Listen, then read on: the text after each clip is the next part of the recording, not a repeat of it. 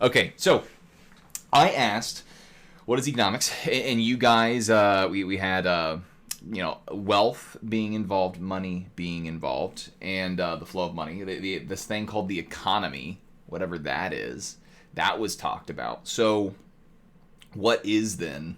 What is economics? And that's what we're going to talk about today. We're going to talk about why you were actually able to study stuff. I just realized that, there we go. I couldn't press my forward key because I wasn't in that window. So, economics, it involves money, it involves math, and it involves numbers, but it's none of those things. I mean, if we were going to study just money, that wouldn't be econ, right? Because you're going to learn later that economics involves so much more than just money. And a lot of people, they'll use mathematical models, right?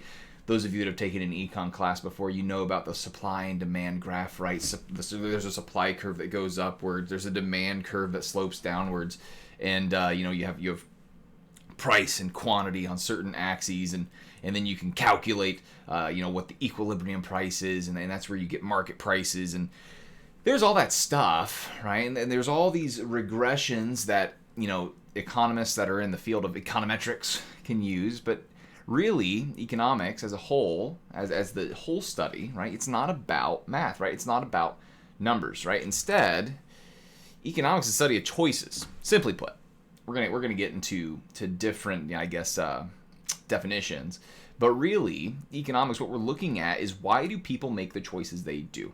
Why is it that when the price of something goes up, why is it that they buy less, right? Or why are people buying less? We may not know that the price is going up. Why are people just buying less?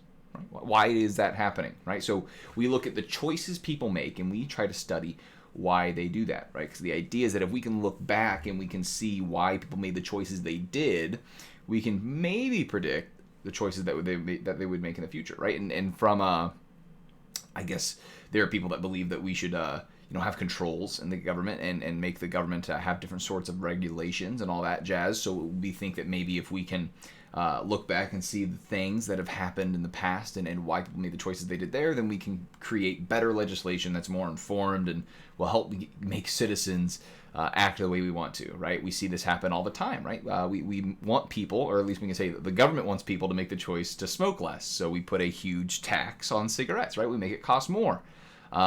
Businesses as well, they like to study economics because they want people to buy their crap. So they want to know what can I do to make people make the choice of buying my thing, right? Pepsi wants to say, I want people to make the choice of buying my soda instead of Coke, right? So we could also blow it up, and we could make the definition longer, depending on how simple you want to be, right? The simple JA, Junior Achievement textbook, their definition that they'll use is this top one here. Economics is the study of how people seek to satisfy their wants and needs by making choices. The book here, I'm pretty sure this is from this book. At least it was from the dual credit class that I teach from Common Sense Economics here. The study of how humans choose being a big key word there. You can see I have it underlined in both the definitions there. Choice and choose, right? These are both big proponents of these definitions, right? Because that's, going back to this slide, if economics is the study of choices, simply put, then, in the bigger definitions, choice should be in there somewhere. But in any case, the bottom definition is the study of how humans choose to use scarce resources to achieve personal social goals. All of us have personal goals, right? All of us, we clearly see in society there are social goals, right? We all have things that we don't want just for ourselves, but we want for those around us, right? And we have to choose, right? We cannot have it all, right? Even if things were unlimited, we still couldn't have it all. That's one thing that I always like to, at the beginning of every year, I would always ask my students to name one thing that's not scarce, right? In chat, you can do this right now. If you want to try listing some things in chat that aren't scarce, scarce meaning limited, right? Anything that's not scarce, I would get space a lot. I trumped Mr. Weaver. I said space. It's like, okay, space. Space we know is ever expanding, right? But right now where my office is, right now where you are, even though there's an unlimited amount of space around you, no one can have the space that you have. And your space relative to the things around you it matters, right? So, scarcity, we can't escape it. Air, sloth, you know better. tell me air's not scarce, and then go to China, right? Here's my space. Stay out. Anyways, we're gonna go on. We need to make sure we define wants and needs then, right? Because if this top definition had wants and needs, defined, then we should describe what needs are. Yeah. So what are needs? How do we tell the difference between a want and a need? Right? I know as a little kid I got this messed up a lot. Okay, Chat, you can tell me what you think needs are as I ramble on here. But I would go to the store, right? I remember going to Walmart, walking down the aisle to go see my Hot Wheels. Loved Hot Wheels. Scream out to my mother, I need it! I needed the Hot Wheel. Spoiler alert, didn't need the Hot Wheel. Why is that, right? So, listing food, shelter, and water. And when we talk about like personal finance, when we're budgeting, yeah, I mean, I would say those are needs, right? I mean, you can't you can't, as far as budgeting is concerned, you can't really not have a line item for food, water, and shelter. Sadly, Mackie, you're right that video games are a want, but a good video game, I could find a way to budget that out. But in the sense of a need, I would say that, almost everything, especially in a modern society, right, where we have a lot of things, even if you're impoverished, I would wager even if you're homeless, a lot of things, in our society, you have your needs pretty well. I don't want to say accessible, right? That's insensitive, right? But it's not as bad as other things. So if I were to narrow things down, right? You guys said food, water, and shelter, yeah. So here are needs, right? Food, some rice, water, shelter. Okay, we have food, water, and shelter here. So these are all needs. Can we all agree that these are needs, guys? Food, water, and shelter. These are all needs, correct? I just want to make sure we're all on the same page. We all said, or I guess Nura said food, water, and shelter. So I just want to make sure we're all on the same page. No one's confusing anything. Sloth is being a good protester here and saying no, even though I would say these are needs, and generally speaking, people would agree with me. So, so food is a need, water is a need, and shelter is a need. So this is food, right?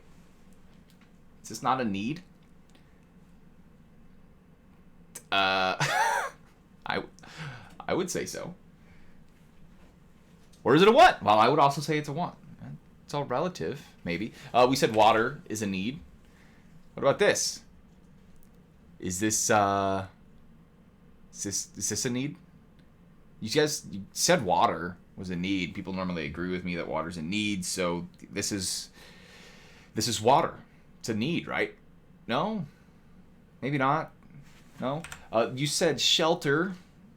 Yeah, you said shelter was a need, so here I go. I have some shelter here for you. Okay. This is all a ploy just for me to advertise steaks, mansions, and Fiji water. You're absolutely right, Mackie. So how do we differentiate between food, water, and shelter, and food, water, and shelter? You see, a need is something for which there's no alternative, right? And you could say that for water there's no alternative, but for water there is an alternative. What? But needs are things that you gotta have. You don't have them, you're gonna die, right? Sometimes the needs, there's levels too, I suppose, right? But even if we look at tap water, you can say, oh, but Mr. Weaver, yeah. Don't go and get the Fiji water. Just go home and get tap water. Okay, why is it that you're getting tap water? Why don't you just go collect rainwater? Right? At some point, this whole discussion of wants versus needs is kind of frivolous if we have it on the basis of whether or not it's essential, right? So instead, we'll say that it's something for which there is no alternative. Yeah? So if we say that there's no alternative for water, okay, we've just shown that there's alternatives. So I would say everything is a want. Everything is a want, because at some point, not only can you downgrade, right? You don't have to get the Fiji water. You can go get tap water. You could further downgrade, right? At some point. course, there's probably like the postmodernists. They're like, you don't need water. You could just die. Okay, maybe. At that point, I guess water is a want too. I don't know.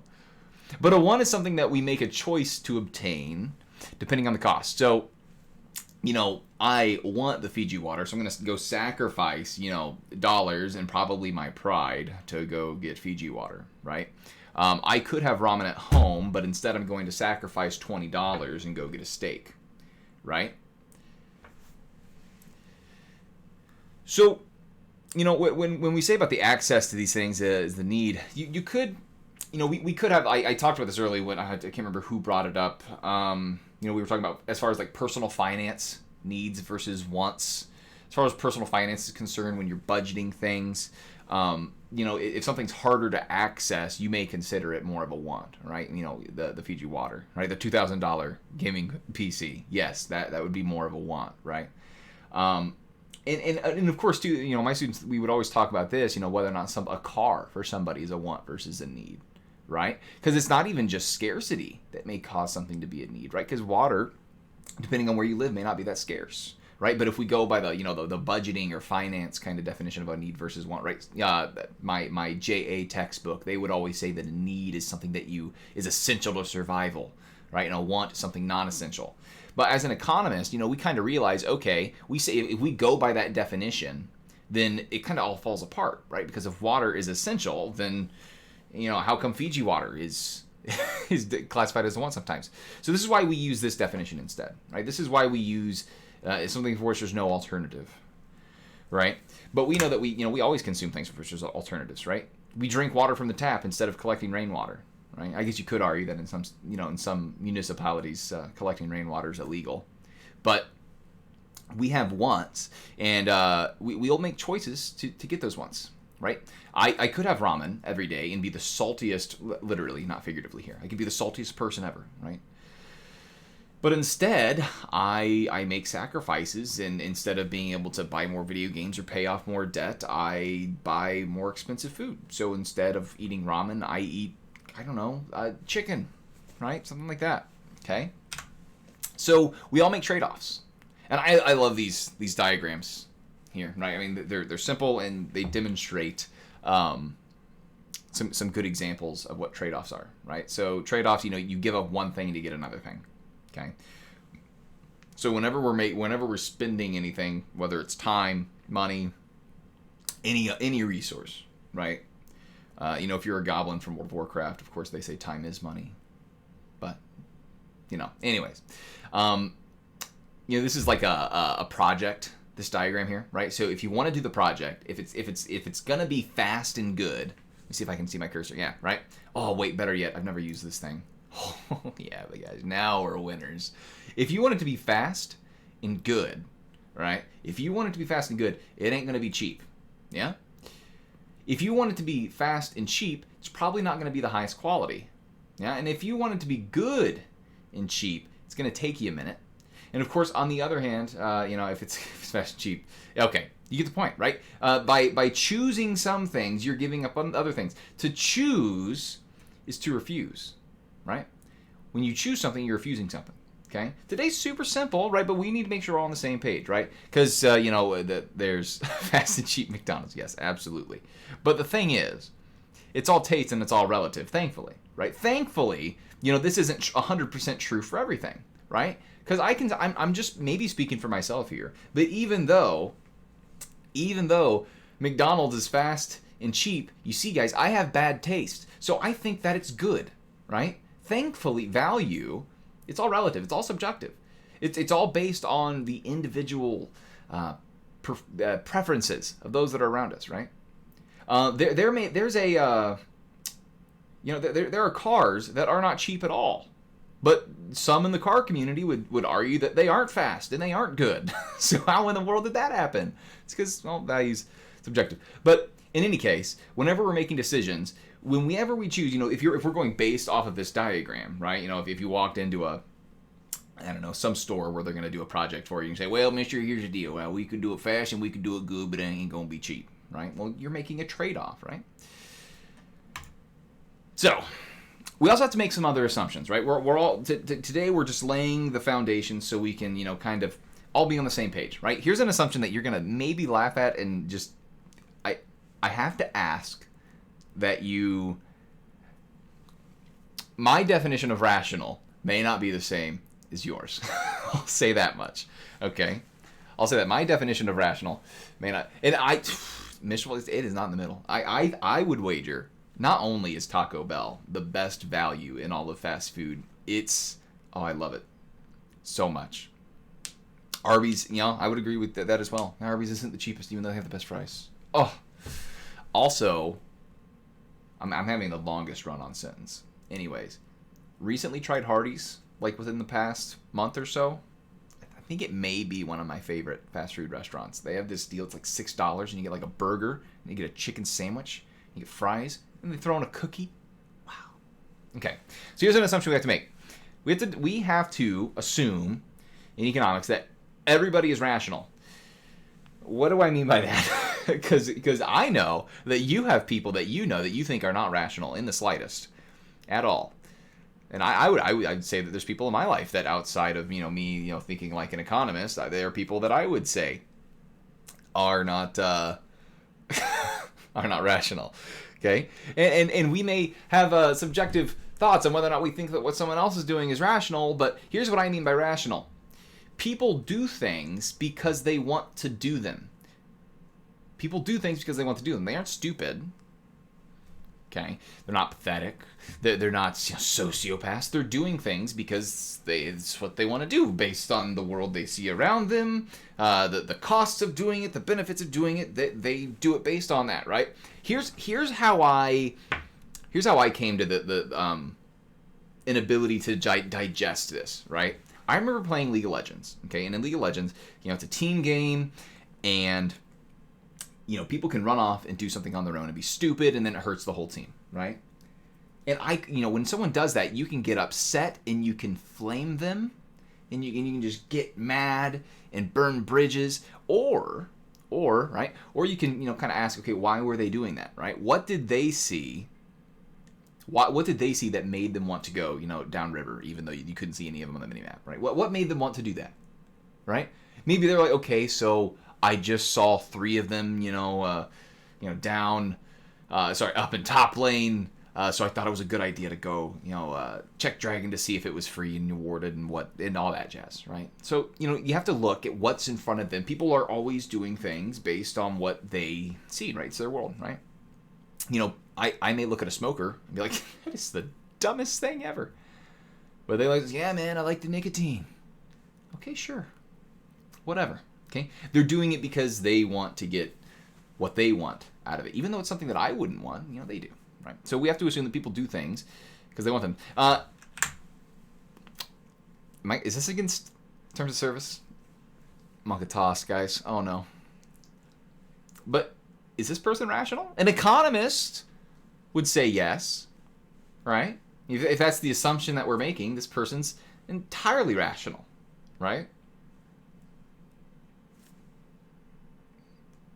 You could say, okay, now why are they doing this? Maybe they're doing this because maybe they're like Dr. Mundo, right? They're a masochist. They like inflicting pain upon themselves, and that's why they get all these piercings and tattoos. Could be that they like turning heads, so they got the hair dye and the piercings. That way they could turn heads. Maybe it's some sort of spiritual thing for them. Maybe they feel closer to whatever they need. Yeah. Okay. What about this? These girls getting into a fight. It's always my least. Maybe they're like a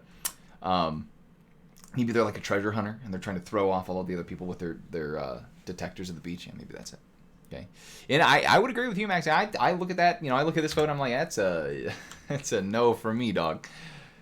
But these people fighting, they're angry at each other, they're pulling hair. These are my least favorite fights to break up, right? The girl fights, because then they like I broke up a fight once, a girl fight, and I was like prying their fingers off one at a time to get them out of their hair, and then I successfully detached a hand, and then of course as soon as I let go of this hand to start detaching the other one, she like latches on again, but she doesn't latch on the girl's hair again. She latches on my arm, and I'm like, why are you grabbing me now? Why why are you making this harder? Then I told her, I was like, hey, you're grabbing me, and then she let go. And went back to try to grab the girl. Oh, it's funny. Anyways, tangents aside, we would say this person's rational, right? They think that, okay, if I do this, this is going to get the result that I want. If I pull her hair, she'll respect me as a person. Just going to go on. These people, are they rational? This picture actually has a story behind it. A lot of these slides I used from a professor that teaches at Purdue, Fort Wayne. But they're all standing out there in the rain. What do you think they're standing out there in the rain for? Take a guess. What you got? Are they at a Bon Jovi concert, just waiting to get in? Is Bon Jovi is he still active? I don't know. Anyways, at a concert, would it be rational if it's waiting for a concert? Well, yes. Even if they were waiting for a concert, right? We would still say it's rational because they think the downside of being out there is worth being out in the open. What if they're trying to buy the latest iPhone? We would still have to say that it's rational because they think that, to them, right? They think that the cost of being out there is worth being one of the first people to show that you know how to waste your money, right? They think that's rational. Yeah. This is actually a photo of people that were lining up to vote. Now, they think the ability to be, that one in 60 million vote that gets to, change the person that's elected and have their vote matter, they think that's worth being out in the rain. They're rational because they're acting upon what they want, right? What they're doing is consistent with what is in their heart. Okay? So then what about people that do things that don't go with what they want, right? Like what about a person that wants to quit smoking but they still smoke, right? Well, an economist would say they're still rational. It's just that they're not saying what they really want. They're saying they want to quit smoking. In reality, what they want is they want to quit smoking, right? And that's the problem with, addictive substances, right? That's why we call them that. You can't just will it and stop, right? There's more to it than that. I should have gotten my cats out of here. They're trying to chew on things because they need fed. Oh, well. So we're all humans. We're all rational. Okay, our behavior is consistent with what we want, right? Based on... Stop making noise. Based on whatever we want, we're going to act upon it, right? If I want to go to the store, I'm going to go to the store. If I want to smoke Nicky Sticks, I'm going to smoke the Nicky Sticks, right? If I want to play a video game, I'm going to play a video game, right? My behavior is consistent with what I want, right?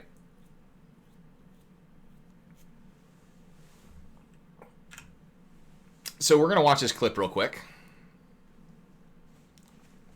So let's line this up real quick, right? If our behavior is consistent with what we want, right?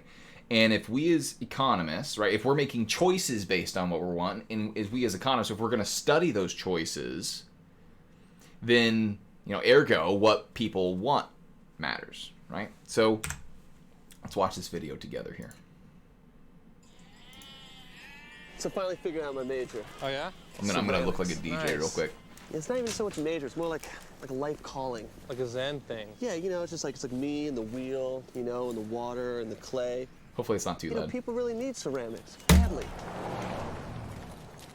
I was in the museum So he wants to be a potter, right? Go to school for pottery. I'm like a poet with earth. Right, an earth poet. An earth poet. Cool, man. I want to make plates. I want to make mugs. Yeah, man, you should make those mugs. Make those mugs, man. Do it. Well, you know what? I will. Oh, dude. Our behavior is consistent with what we want, right? Bonjour. Grazie. Thank you. Thank you.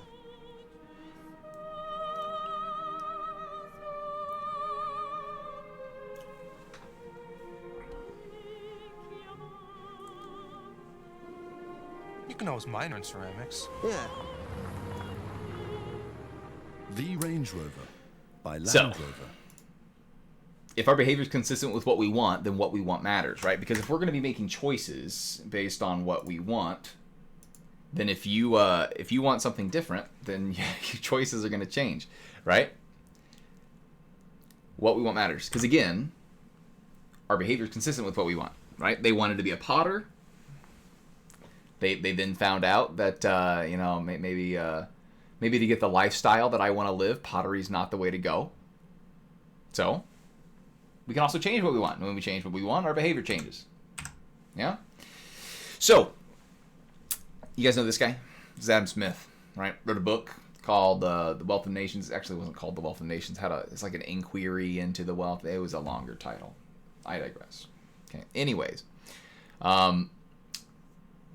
he writes in this book about how people acting in their own self-interest kind of carry on and organize themselves in such a way that we have what, Mackey was alluding to earlier, an economy, right? And why people do things, right? Well, people do things out of their own self-interest, right? He writes that it's not from the benevolence, right? Or that's a long word, right?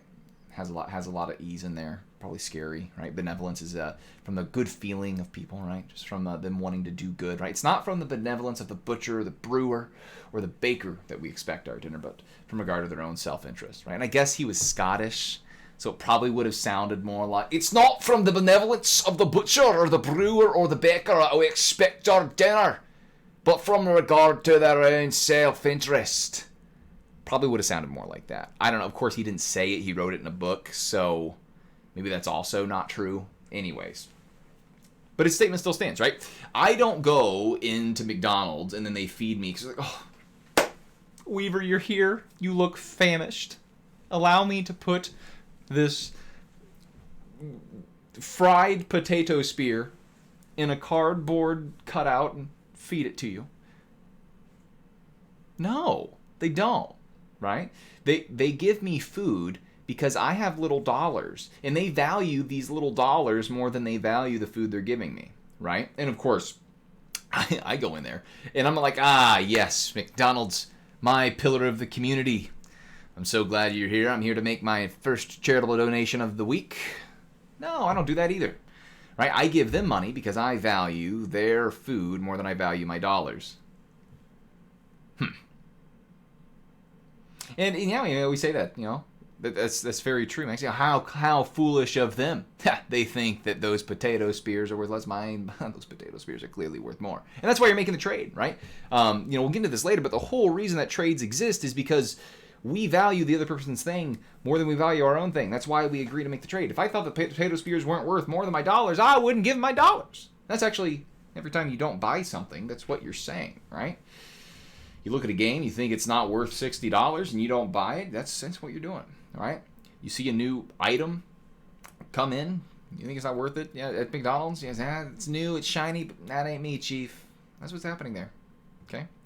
And I would agree as well that it certainly sounds better when it's read with a Scottish accent. Anyways.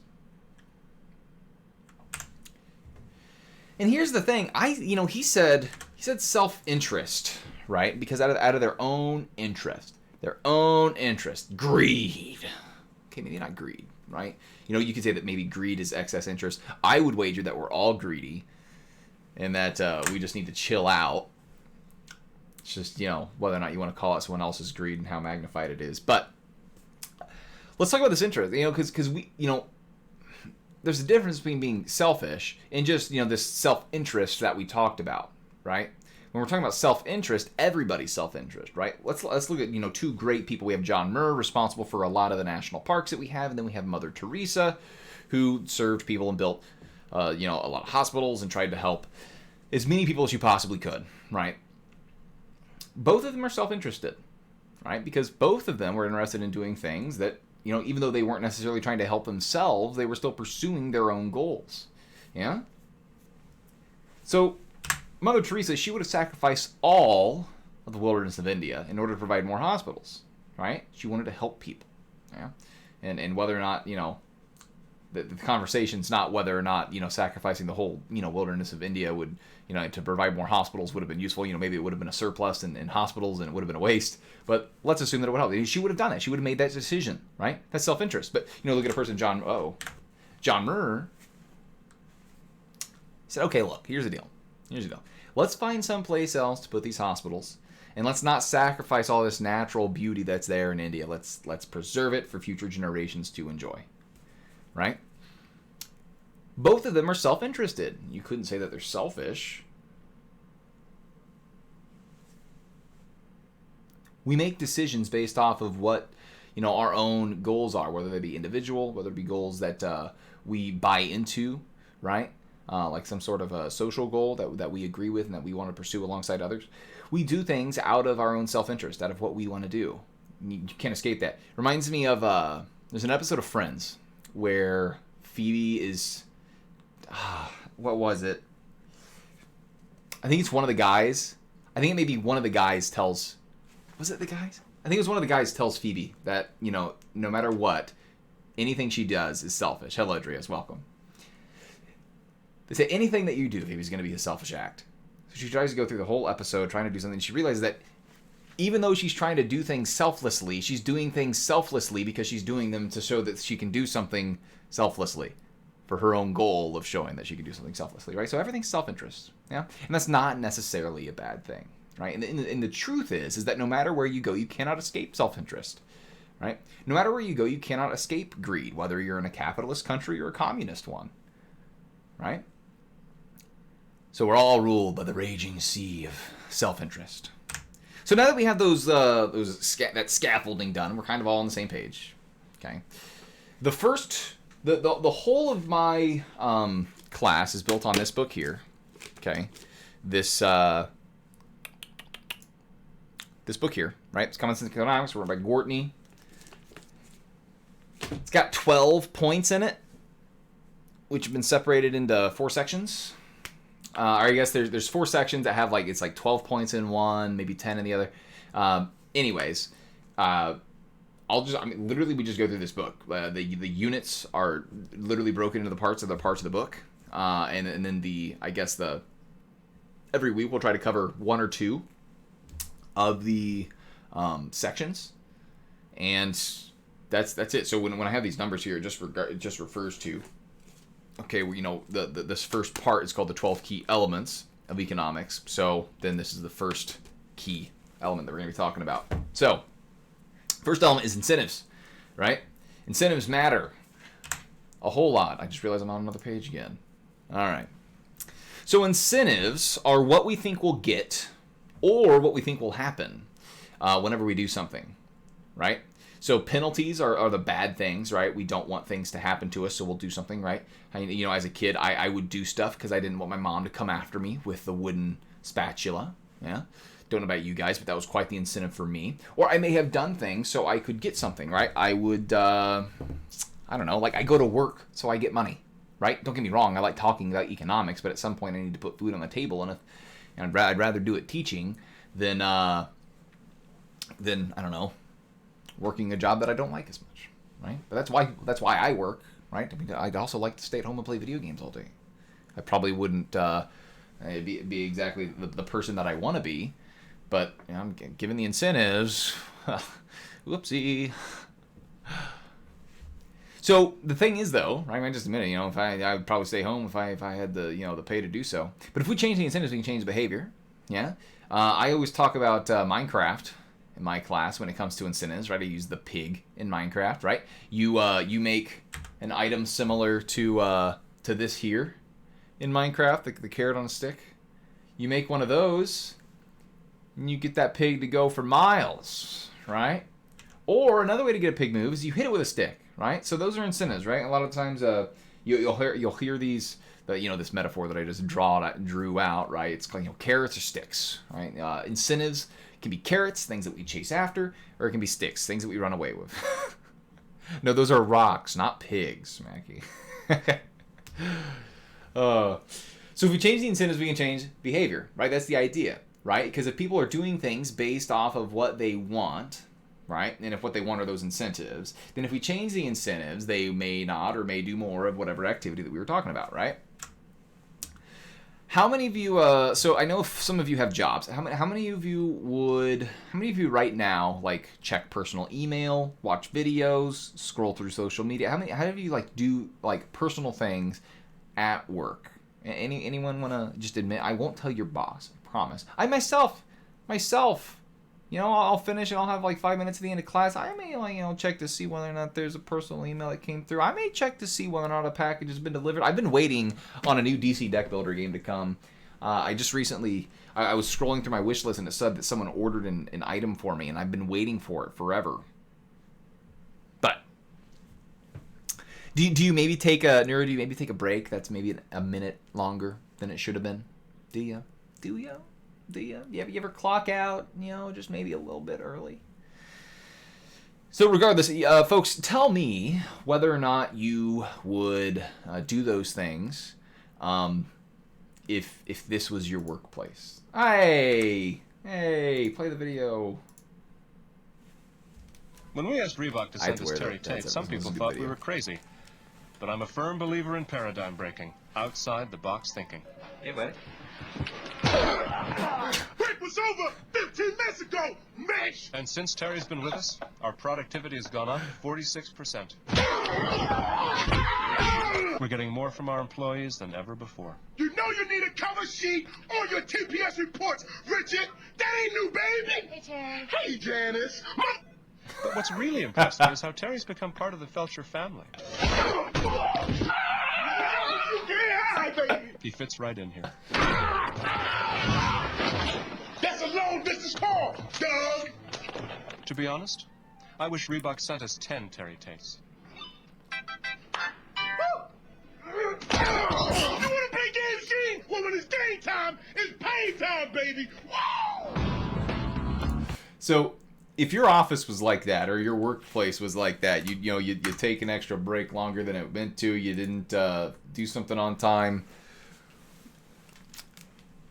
would you be as likely to do those things? I think Mackie said it right. I would be less likely to do the things. And now that I've been told by Sloth that the next time that he sees me in public he's going to do that I'm going to get laid out like that, I'm probably not going to go in public as much. Ugh. Right? Incentives matter, right? Based on what the incentives are, if we change the incentives, then we can see that behavior is going to change, right? So if I were to say that class attendance has no effect on your grade, what would happen? Would as many students show up to my class, right? Actually, I actually got to experiment with this because when COVID happened, students went home, and I said, hey, you can come to the Zoom meetings, and you can watch the lectures there, or you can just watch the recording. How many students do you think showed up to the Zoom meeting?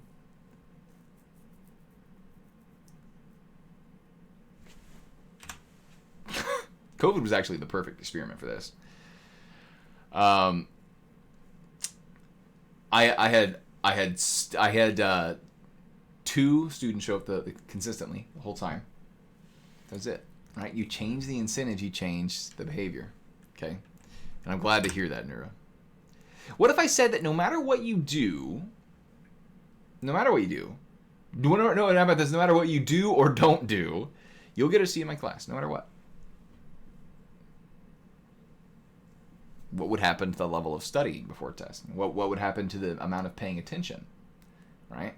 I went through my introduction to Mr. Weaver thing yesterday. I asked gently for people, for my students when they're in my class to not be on their phones.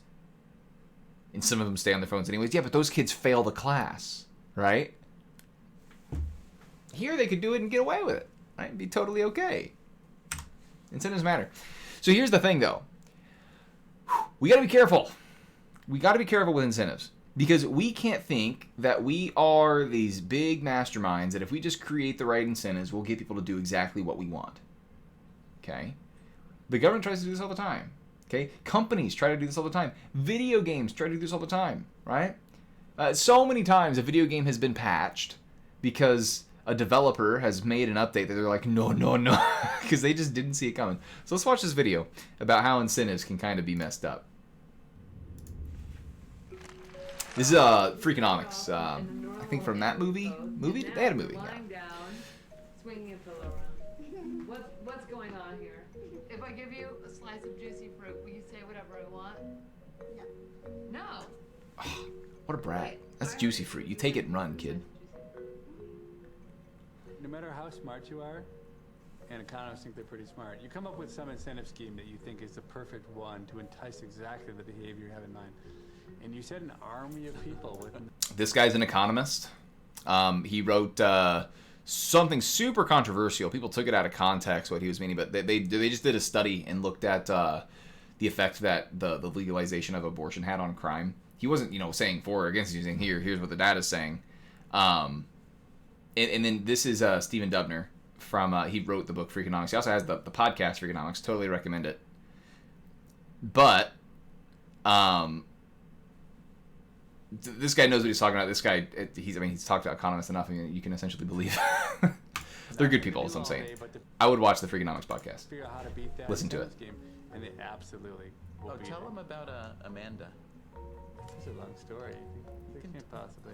I mean, I'll give you an example. So, we were trying to potty train my daughter Amanda, and my wife went into books and did all the things you're supposed to do, but Amanda had been potty trained. And I see you, Becca. Decided she just wouldn't use the toilet. I can't believe we have a video game developer in our chat right now. It's wild. My wife was frustrated, and I said, I'm an economist. I understand incentives. Let me take over. And I got right down on Amanda's level on my knees, and I knew what she liked more than anything else. She was about 3 years old. We're M&Ms. And I said, if you go pee-pee in the potty, I'll give you a bag of M&Ms.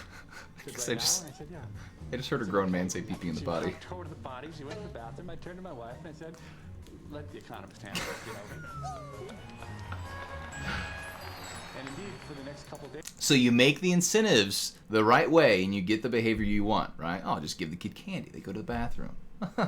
That's right. It worked to perfection. But wait. Every time she had to go to the bathroom, she announced it. She went to the bathroom. There was a lot of fanfare. We gave her the M&Ms. Everything was going great. But 3 days later, she said, well, I have to go to the bathroom. Followed her. She went, trickled out a few drops. I gave her the M&Ms. She got off. She said, I have to go again. She sat down in the potty. She trickled a few more drops. I gave her the M's. Gotta go again. Basically, in 3 days, she had gone from someone who could do absolutely no bladder control to being so, so professional at it that she could control the flow completely at a whim. And kid's a genius. A 3-year-old had basically come up with a way to beat the incentive scheme I had developed within 3 days that I never in a million years could have imagined. Okay, and if you can't, if an economist can't trick a 3-year-old for more than 3 days, what hope does economists have of tricking the whole country of people for even 3 hours? This is why I think being a developer for an MMORPG, any sort of multiplayer game, is got to be the hardest thing in the world. Because video games, they're all incentives, right? You do this to get Y, right? Anything that you're doing, it's some sort of incentive structure that you're creating, right? You do this because you'll get this much gold, right? Do this because you'll get this much experience, right? So we had this economist couldn't even develop a incentive structure that couldn't be abused by his daughter, 3-year-old daughter. Governments have done the same thing. This incentive was actually from I can't remember which country it was and which colony it was, but some colony was having a snake problem.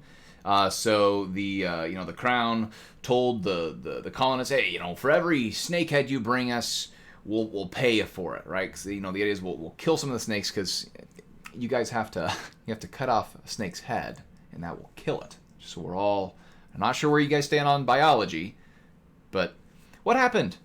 The extinction of snakes? They would have liked that. They would have liked that. But what do you think happened? Instead, you see, if you're smart, kill a snake and you get paid once. Make the snakes breed. You can get as many payments as you want, right? So instead, what happened? That's exactly what happened. They started abusing it. People became snake farmers, and then eventually the government they caught on to this. They heard about it and they said, okay, here's the deal, guys. We're not just gonna pay you to farm snakes, so we're ending the program. It's over. So then all these snakes get thrown outside, and I don't know if the snake problem ever went away, but there are actually more snakes after than before. Okay. So it used to be as well that firemen they were paid based on how often they put out fires and more of the how many emergency calls They did. So, did they have any incentive to... I mean, let's start here. Do you want fires to happen in a community? Well, I mean, would we like to even have, a fire station? Ideally, no. The ideal situation is that there would never be fires, but we know there are going to be some, so we should probably have it, right? Okay, maybe some of the firefighters turned arsonists, Nura's saying, and they just, all right, yes, I'm going to make sure we get paid tonight. And he just goes off, starts a fire. Maybe, I could certainly see it. It sounds like a good episode of CSI. Matter of fact, I feel like I've seen that on some crime episode that my wife. Maybe my wife, I know she watches some crime shows. I think my mom definitely. I want to say, and maybe this is just like some like fake memory I'm creating, but I want to say I remember some CSI or some show where there was some arsonist that was a fireman. I don't know. Anyways. But, I guess we could look at this. It's that there's no incentive then to prevent fires, right? What incentive do they have to prevent fires, right? A lot of what, firefighters, you got to think they don't put out a fire every day. So a lot of what they're doing is doing things to prevent fires, right?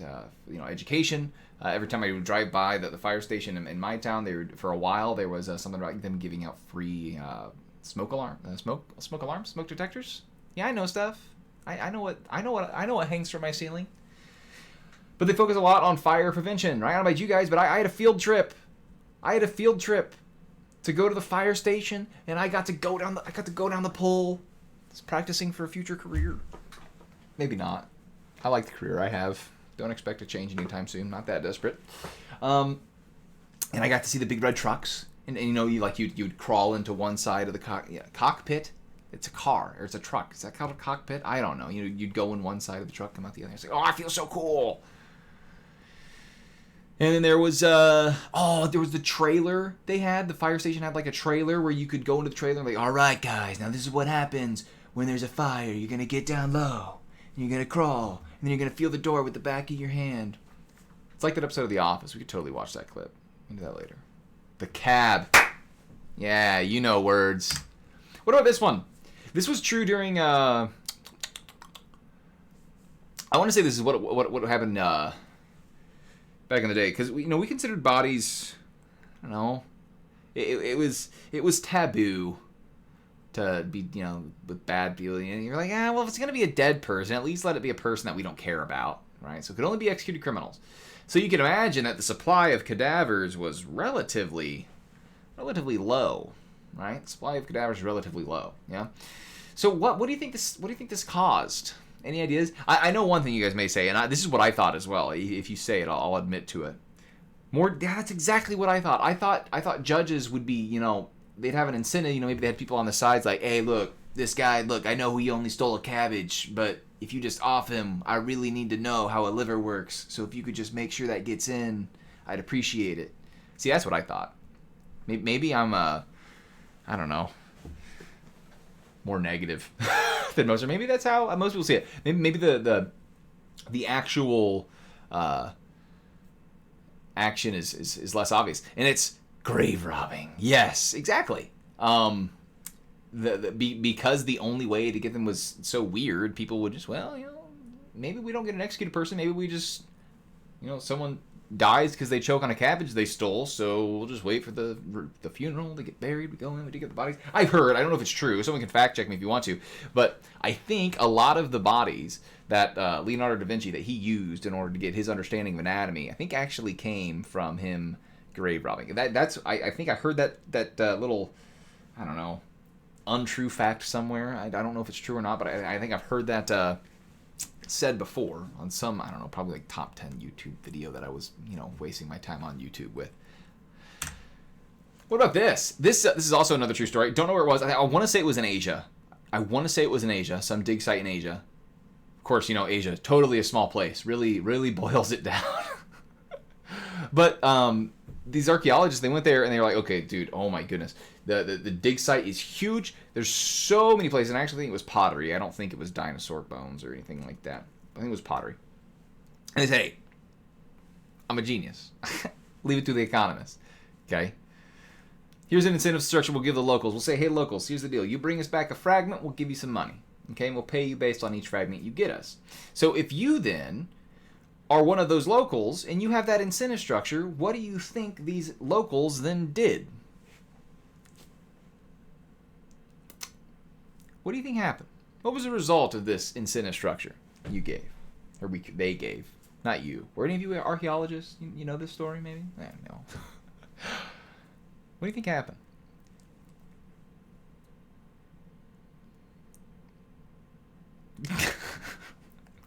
Hammer time? Yes. Break it all. Right? If you get paid based on how many fragments you bring in, oh, look, I found this perfectly pristine vase. You give me $15 for it? I'll just shatter it, and now I have $150 worth of fragments, right? Incentives matter, and matter of fact, that's what happened. They ran into the problem where they were like, man, I get a lot of fragments. It's a nice incentive structure. But they also realized that this was then causing the fragments they got to be worth less, or at least worth less to them, because they would much prefer the fossils, pottery, whatever it was, to be in as much of a pristine condition as it can be. Okay, here's something close to home. I may anger some environmental people. We'll see, but we got to talk about incentives in every sense of the word, right? So the Endangered Species Act, one of the portions of this bill was that if any endangered if any endangered species animal was found within a certain area, right? Let's say I have a cabin in the woods. If there was or let's say I bought some property, and on that property, if there was an endangered animal, I wouldn't be allowed to develop it. Okay, so what do you think happened? What was the result of this? Do you think? Say there's an endangered woodpecker or frog, wolves. There's actually a fun story about Yellowstone with them introducing the wolves. What do you mean poaching the endangered animals? Why would they do that, Nura? Why would people be killed? Why would you? If we have this endangered, why would you do that? It's illegal, right? Why would you kill these wild animals? Why would you do that?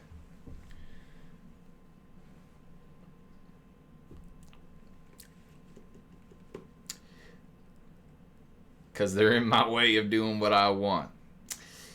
Yeah, that's just it. Actually, many, if you've lived on a farm or if you've had any dealings with an endangered species, you may have heard the word shoot, shovel, and shut up. You shoot the animal, you bury it, you don't talk about it. And that's what's happened a lot of the times, right? Because you don't want to be found out to have any of these animals on your land. And you think, oh, well, it's just one, so I'll just get rid of it, bury it. And then, of course, I have, it's my land, I get to have it now, okay? They actually ran into this when they were trying to reintroduce a special wolf breed back into Yellowstone Park. And as they were trying to reintroduce these wolves, they kept finding that these wolves would just end up dead. And, of course, no one knew about it. So not just dead, but they couldn't, they were disappearing. They couldn't find the wolves, so they presumed they were dead, right? And then one of the, biologists, whoever would deal with that, environmentalists, they were at a bar in the area, and they heard these farmers, talking about these things that they would shoot, shovel, and shut up, whatever. And the way they actually were able to successfully, bring in these wolves, while also, because you got to think these farmers, they didn't want the wolves there because they were killing their livestock. So what they did, they came to an agreement that they essentially had a cow protection program that, if your cow got slaughtered by a wolf, then they would have bought out whatever your cow would have gotten at market, right? So, market solutions to endangered species, not just saying that, we're not going to let you be in the area if there's an endangered species there, right? We got to be careful, and oftentimes the market solutions are a lot better than the government solutions, right? Government solutions made Woody the Woodpecker here be 6 feet under and no one know about it, and then went even more endangered because of it. The market solution, paying the farmers to have the wolves there, ended up with the wolves being able to live and thrive. So shoot, shovel, shut up. We got to be careful with the incentives we give. All of these that I've given today, I've talked about, are examples of perverse incentives, right? It's where a central body has given then maybe they'll kiss your tears, Nura. I don't know. A central body gave an incentive out there, right? Thinking it was going to solve everything, right? Even this year, right? I mean, they created a incentive, and it was a perverse incentive. It created an outcome that they couldn't think of. Okay, Frederick Bastiat was an economist from, I want to say, the 1800s, and he wrote in one of his books, I don't know what one. They said a good economist is not just one that thinks about what's going to happen, but what's going to happen later, right? I'm butchering the quote, but when we develop any sort of legislature, any sorts of legislation, any sort of bill, we have to be careful that we're focused on not just what happens when we do this, but also what's going to happen in the future. Okay, in 2008, we wanted to enable some people to buy cars, right? And this was because we wanted people to buy cars because the car industry wasn't doing well. So we said, okay, here's the deal: the government will give you money for your used car to buy a new car. And the shtick was that these used cars were going to be removed from the market. They were going to be damaged beyond any repair. They would put stuff in the engine, in the gas tank, in order to make it so it was inoperable. Okay. So people were trading their cars. Of course, we're removing used cars from the market, so used cars are getting more and more expensive. And all of a sudden, that wasn't thought of, right? They just saw, okay, people are going to be able to buy more new cars. They didn't see that we were going to hamper the used car market, and then used car got more expensive, and the people that we were trying to help, or not trying to help, but people were hurt by this, right? If you were a person that couldn't afford a car before, now you really couldn't afford one. Okay, so we got to be careful that we avoid these perverse incentives. That actually, the Cash for Clunkers program is talked about at some point in this book. Anywhoozy, at least the wildlife preservers didn't shoot, shovel, and shut up the farmers who were in the way. Oh, that would have been like some tyranny going on. The government kills you. We must protect the birds. Kill the farmers. Okay, so that's all we have for today. We'll be back